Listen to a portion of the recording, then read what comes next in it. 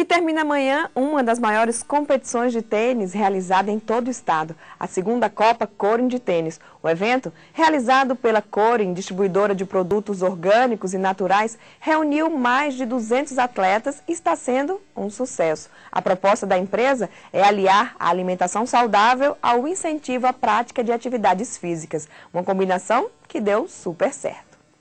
A forma com que nos alimentamos revela muito sobre nós mesmos. Toda alimentação vai ser processada no seu organismo e todos os nutrientes e também os componentes dela vão estar somando no seu corpo. Então você é o que você come realmente. Os alimentos orgânicos têm presença obrigatória no cardápio dos que se preocupam com a saúde. Os orgânicos eles apresentam uma alimentação mais saudável, que tem uma maior quantidade de nutrientes e tem a ausência dos produtos químicos, principalmente os agrotóxicos e todos os fungicidas que existem, esses aditivos completos, eles vão estar entrando no nosso organismo quando você come uma alimentação convencional, infelizmente. Quem consome sabe dos benefícios desses alimentos. Você vai sentir disfunção, você vai sentir que seu organismo, como todo, o intestino sim, mas vai funcionar muito melhor. E foi no ramo dos alimentos orgânicos que a distribuidora Corin ganhou a preferência no cenário nacional. A Corin é uma empresa brasileira, ela foi fundada em 94 e nós somos muito fortes no eixo Rio-São Paulo e agora estamos aqui no Rio Grande do Norte.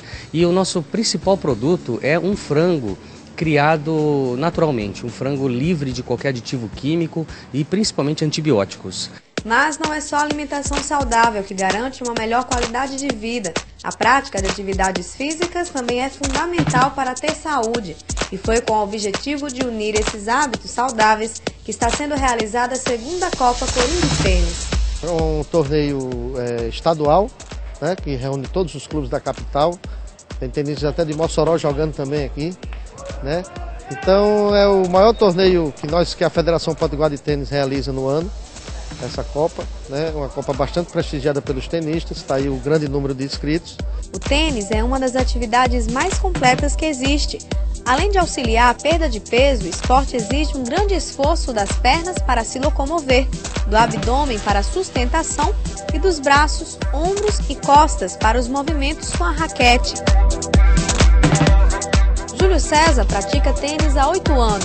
É um esporte fantástico, você mexe da cabeça aos pés, né? Geral.